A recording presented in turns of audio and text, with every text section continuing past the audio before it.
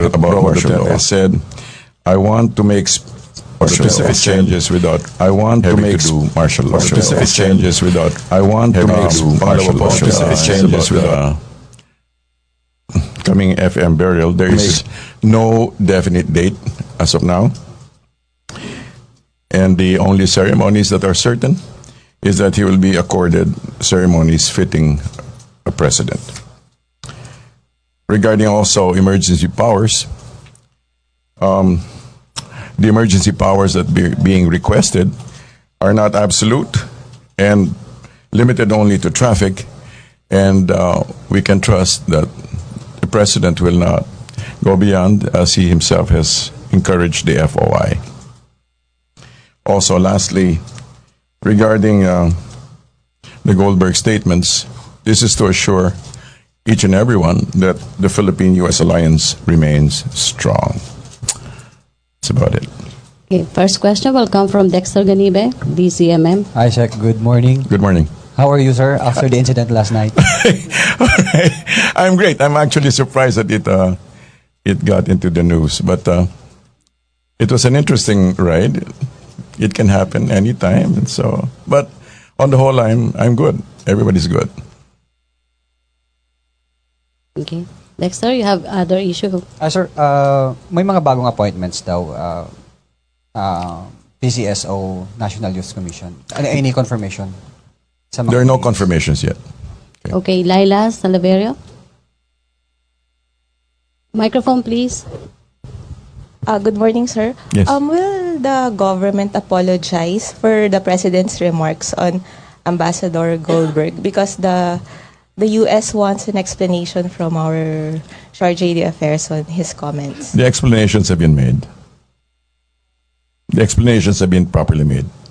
Next. So that's it, sir. What exactly, sir? What is the explanation for calling the ambassador gay?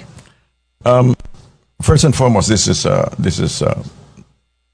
it was not meant to be a public statement. It was really addressed to a certain audience, and the comments are confined specifically to that audience. And Charge d'Affaires already made proper explanations to the State Department. Sir, just to clarify, so no apology. Are you saying no apology is necessary? I'm saying that he went and explained. Thank Okay, you. we follow up. Other issue? Giovanni Niles, Philippine Star. Yes, sir. Good morning, sir. Just this morning, sir, Basta Duterte has posted on his Facebook something about the first 50 days and breaking the first 100 days tradition. What exactly do we expect from the first 50 days of the president, sir? Already, I think it is unfolded. No, it has unrolled. It has rolled out. All these things that have been happening are part of the first 50 days. Will there be a state again, a state of the sort of a state of the nation address? It's a. I'm not sure if I'm ready to talk about it, but it's basically a short presentation. A short presentation that documents the accomplishments of the president during the first 50 days. And then on the 100th day, we wouldn't be expecting anything now. Let's see what happens. Okay. Follow up, Dexter Ganibe. Sec, follow up lang doon sa question. Yes. Ano po yung mga highlights na may pagmamalaki ng Duterte administration sa first 50 days? Well, there's the FOI for one, and the addressing of the drug situation, and the addressing the traffic situation. You know, let's watch for it. It's going to be pretty exciting. Follow up question. Other issue. Benji Liwanag. Yes. Sir, good morning. Po. Sir, dun sa tatlong sinabi niya, which is FOI, drugs, and traffic for the first 50 days, dun ba sa short message na ipapakita, will the President also talk, or there will be someone that would annotate what the Someone President... will be annotating. Okay, and it will be aired on PTV, or it will be aired, or we can get... Everybody will be able to have access to it. You will have access to it. Okay, at night or morning? Or let's wait for the Okay. cha-cha-chang, like that. Yeah. It was directed also by. All right. I'm not familiar with the somebody from PTV. It's Yeah. from PTV. It's not RTVM. RTVM. They're quite related. Okay. Okay. Thank you very much. Thank you. May follow-up question, other issue, Miss UNTV? Good morning, sir. Sir, tanong lang po namin regarding po dun sa listahan ng mga LGU officials with untainted reputation with Yes. regards to illegal drugs, sir. Pwede pong malaman kung saan po ito nakabase and meron po bang gagawin na special o privilege na ibibigay para sa kanila or any incentives dahil nakabilang sila doon at nasa ilan po ito, sir? First and foremost, I doubt if there'll be any incentives given for doing what was their job anyway, or for not doing what they ought not to have been doing. So, but basically, the list is going to be based on intelligence reports, and which have been duly validated. Mas mauuna po ba itong i-release kesa dun sa second list po ng narco list? Hindi ko po sigurado yan. Follow-up question about drugs? Other issue? About drugs, no more? Other issue? Drugs. Okay, Benji Liwanag? Sir, on drugs again, but this time for the Philippine National Police and the Armed Forces of the Philippines, palagi pong sinasabi ng Pangulo na tataas na yung sweldo nung matatanggap na nila, which is 40% or something by the PNP, for the PNP and for the military. But ang sabi po ni Secretary Jokno, wala pa ng pondo for that. May alam po ba kayo? Can you explain to us? I think it was already explained some time ago that it will be incremental. The raises will be incremental. Until the end of the year. That would be. I don't know if it will be incremental until such time as the campaign promises are fulfilled. Thank you again. Thank you, sir. Follow-up or other issue? Marlon or Alexis? Marlon Ramos? Marlon. In previous speeches of the president, he is obviously impatient dun sa our tedious judicial process. He was saying na after you file the case against a drug suspect, then magkakaroon ng PI. If that personally they would be convicted, it would take probably more than 2 years. Then aakyat pa hanggang Supreme Court. Is the president now suggesting a circumvention or he wants a shortcut dun sa ating judicial process, considering that he's a lawyer? No, it's not so much. It's not a circumvention so much as a shortening of the process, because considering the fact that already there are 600,000 surrenderies approximately, so he's simply facilitating the whole process by encouraging those who have already been considered as persons of interest to be able to come up and explain themselves. Isn't that dangerous, sir? When you have a president, when you have the highest elected official in the country, the most powerful man in the country, telling the people na masyadong mahaba tong proseso, magkaroon tayo ng shortcut? Simply because from experience, he has known that the process really takes quite some time. And really, we really live in extraordinary times. It's extraordinary. 600,000 people surrendering. Isn't that amazing? So this is where he's coming from. Nobody really knew the depth and width and breadth of the drug situation. And now he's trying to facilitate the whole thing. So I think exactly the opposite. I think we should appreciate the fact that he's calling our attention to it. And it's not, by the way, an accusation. Simply is to say that, like I said, it's an ample warning saying that your name is on the list and for you to clear. Isn't that dangerous, sir, na nag-shortcut tayo dun sa lawful process? It's not a shortcut. There's no lawful process being shortcut here. He's simply saying that these are persons of interest, and that these persons of interest, considering the depth, the breadth, the width of the problem, should now come and make a proper representation of their situation, of their own personal cases.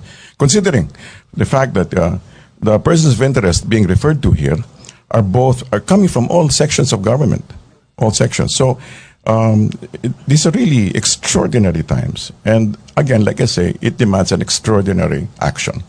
So regarding the 600,000 individuals who have yielded to authorities, ano pong ginagawa ng gobyerno sa kanila? Meron po. It will be unrolled in a little while. In a few days, there'll be indications of what's being done. But it is all being addressed. I'm asking that, sir, because several of those personalities, according to their families, were killed after they submitted themselves for investigation sa local police. So I'm sure, again, if you remember right, during the last briefing, the NAPOLCOM has already asked PNP to address these questions, Okay, thank you, to do Marlon. the investigations. Thank you. Thank you, Marlon. Alexis Romero, Philippine Star, to be followed by Ann Josie and then Philippines, and then Benji Liwanag. Secretary. Hello. Secretary, Yes. Quezon City Mayor Herbert Bautista just released a statement saying he will join the government panel who will talk to the NDF. Could you confirm this? Do we have any confirmation? No, we don't have any confirmation regarding that. No confirmation. No confirmation. And in the same statement, he said he's interested to join the panel that will talk to China regarding the South China Sea. What do you Probably say? these are his intentions, but as of now, there are no clear official affirmations. So no confirmation yet whether the president will allow him to join the China team? None. None yet. Thank you. Okay, Anjo? Hi, sir. Yes. So I'll just like to go back to your first statement earlier that there's no need to worry about martial law, sir. So is that an assurance that the president will never declare martial law in his 6-year term? Based on results, based on his past statements, this is what he has said. Okay, that there is no need presently to do so. Thank you. Yeah. Okay, Benji Liwanag? Sir, I'd just like to get some clarification Yes. of the Philippine ambassador to US. Pinatawag siya because of the gay statement or the illegal drugs? No, it was the Charge d'Affaires, no? That was It was yes, sir. All right. The Charge d'Affaires. So, is it with the to clarify illegal- certain statements that the president has said. Yes. Okay, so it's Goldberg and not with illegal drugs. No, this. Yeah, the statements. Yes. Yeah. Okay. Thank Okay, you very thank much. you, sir. Benji. Alexis? Follow up lang dun sa illegal drugs because the president said it's impossible to issue warrants to 600,000 people. That was in response to Chief Justice Sereno's statement. But hindi ba wrong premise yung statement ni Presidente considering that the Chief Justice was just referring to the 7 judges tagged in the illegal drugs trade and not the 600,000. Pero yung sinagot ni President Duterte was referring to 600,000 people, drug personalities. Hindi ba wrong premise yung sagot niya kay CJ? He was giving the context, right? The 7 is in the context of the 600,000. Excuse me.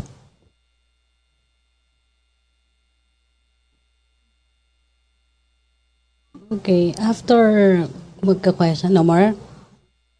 Ibang issue, okay. After Alexis. I apologize. Okay, Sek. Okay. Yes. Pero Sek, kasi iba naman yung mag-i-issue ka ng warrants against 7 people versus 600,000. So talagang mas mahirap yung 600,000 compared sa 7. Like I said, Mr. Romero, the 7 is in context of the 600,000. So in other words, he's looking at it inclusively. Tama? Pero mas posible mag-issue ng warrant against 7 versus... I suppose so, but it's his call.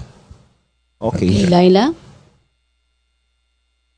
Sir, on the Marcos burial, we have a law recognizing the abuses against martial law victims and Yes. providing reparation for them. Isn't the palace concerned that the burial of the late dictator at the libingan ng mga bayani will dilute the essence of this law? Of the law. Yes. Okay. Well, as far as the burial is concerned, from PRRD's perspective and his basis is the fact that FM was a past president, and that is what is being given consideration for. So it does not have any reference to other. He's not making any reference to the dilution of any law. But, sir, how will the palace address the implication of the burial, like the possible distortion or whitewashing of history? Those are okay. First and foremost, those are two different levels. We're talking about historical perspectives and talking about something that is being done based on a presidential decision, based on law. So they're not necessarily contradictory. Not necessarily contradictory as far as PRRD is concerned. So how is the palace now taking suggestions to change the name of the cemetery to, more accurately reflect what will happen? At iba pa? No, let's put it this way. We're all going through certain times, interesting times, as they would say. So we just have to take it step by step. Okay, thank you. No more questions. Yes. Raymond Tinasa, Bombo Radyo. Thank you. Sir, follow-up lang ay kay tanong ni Benji. Sir, with the gay remarks of the president now being so played up with the U.S. media, do you think this will not in any way affect the friendship and the alliance between the Philippines and the U.S.? The president yesterday made a statement that the alliance remains strong. The Philippine-U.S. alliance remains strong. Sir. Will he apologize or retract his words, or will he stand with what he has said? As I said earlier, the Charge d'Affaires went and made representation for the president, and they have already explained their situation. So all is okay now? I assume. Thank you. Okay, can you take one last question? One more question. Yes. Giovanni Niles? Yes, sir. Any lang po, sir, follow-up or maybe ano na pong nangyayari dun sa move natin to repatriate our OFWs from Saudi Arabia? As far as I know, the process is ongoing. It's ongoing. I don't have the details right now, but it has already been addressed. I think Secretary Bello is on top of the situation. So, nandoon na po sila, sir? Ano po? Nasa Saudi Arabia na po sila, sir? Or Sino po? papunta pa lang po? Hindi ko po alam kung exactly where they are at this stage, but si Secretary Bello po ang in charge ng kaganapang yon. Okay. Sir, may last question if you like. Sige po. Si Marlon Ramos? Yes. I hope You said- last question. No, it's okay. So you Sure. said previously that the president is, according to your words, deeply and profoundly concerned about the drug killings, Yes. lalo na yung vigilante killings. Will we ever hear the president himself condemn these killings? Condemn which killings? Yung Again and again he has said, drug killings. okay, let me say, first and foremost, the president has never ordered extrajudicial killings. Never ordered that. But he is deeply concerned about the deaths, deeply concerned about what's happening. Pero magsasalita ba siya mismo? He has made statements again and again, hindi ba? Condemning the killings. And he said he has never ordered those things. And he said he pinapaimbestiga and stuff like that. And not stuff, but pinapaimbestiga. Okay, thank you. Thank you, Presidential Spokesperson Ablella. Again, my apology. Thank you, Malacanang Press Corps. Back to our main studio sa Radyo ng Bayan Maraming at thanks. PTV. Thank you very much. Sir.